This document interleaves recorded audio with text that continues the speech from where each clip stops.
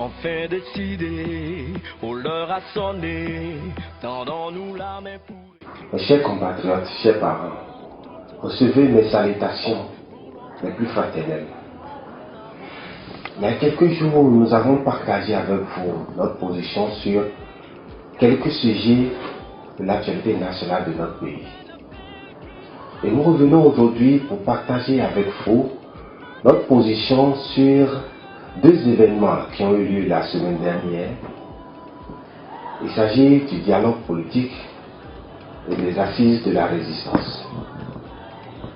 Il faut reconnaître que ces deux rencontres ont leur raison d'être organisées, mais c'est les conditions dans lesquelles elles se sont déroulées qui laissent à désirer.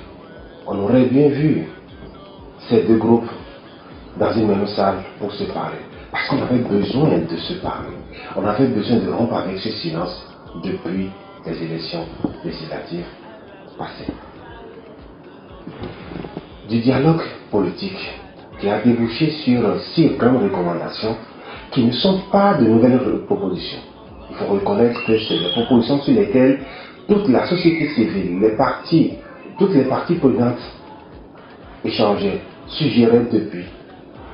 Mais parmi ces 6, il y a 2 recommandations que nous voudrions saluer. Il s'agit des mesures d'apaisement. Il fallait sortir nos frères, nos jeunes frères, nos femmes, pour des délits d'opinion qu'on puisse dans nos prisons. Nous avons également les exilés politiques. La République a besoin de tous ses fils. La deuxième proposition, c'est le statut de l'opposition.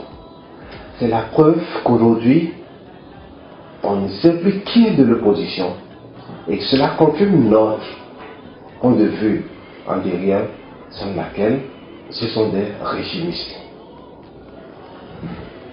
Je voudrais revenir sur 2 préoccupations exprimées dans le rapport.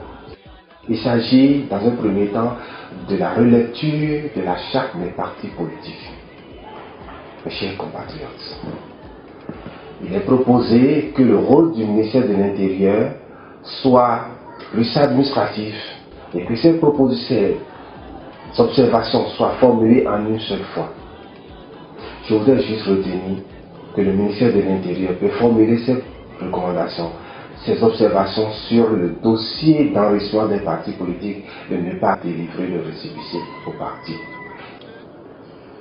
Pourquoi ne pas pousser plus loin la réflexion et même proposer une commission paritaire afin que toutes les parties prenantes puissent étudier de façon très transparente le dossier d'enregistrement des partis politiques. Concernant la relecture du code électoral, des propositions ont été faites. Mes chers parents, nous n'avons pas fini de résoudre les problèmes des lois votées. Et l'actuelle classe politique estime qu'il faut en rajouter et propose le système de parrainage pour les élections présidentielles. Nous avons tout le temps proposé des mécanismes pour lutter contre le rôle de l'argent dans les élections dans notre pays. On propose pour être candidat à l'élection présidentielle, il faut être parrainé par des conseillers communaux. C'est la loi des plus enfants. Je voudrais que nous puissions aller pas à pas. Réussissons à sortir le pays de l'impasse avant de pouvoir aller dans d'autres réformes sur le plan des élections. Mais concernant le financement des partis politiques, et de toutes les recommandations, c'est la seule qui a un caractère urgent pour eux. Et non les mesures d'apaisement. Sortir nos jeunes de la prison, ça ne les préoccupe pas, ce n'est pas urgent, ce n'est pas imminent. Les exilés politiques, ce n'est pas imminent, mais financer immédiatement les partis politiques, c'est ça qui doit prendre effet immédiatement pour cette classe politique. Mes chers jeunes, nos deniers publics doivent être préservés en mettant cette classe politique à une retraite méritée, à une retraite forcée. Mes chers compatriotes, nous avons eu dans la même période des assises de la résistance qui sont venir à terme avec des recommandations acceptables par endroit. Mais il y a eu d'autres recommandations qui ne sont pas de nature à faire ramener la paix. Nous avons besoin que la République se mette ensemble. La jeunesse aujourd'hui a des difficultés à s'identifier à un groupe ou à un autre. Des deux assises, des deux rencontres, il y a eu des recommandations qui sont plus ou moins acceptables.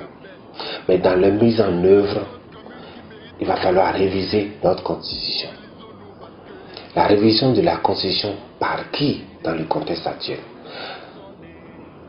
Dans un contexte où la légitimité du Parlement est mise en cause, dans un contexte de suspicion, de crise de confiance, je pense qu'il va falloir aujourd'hui poursuivre le dialogue.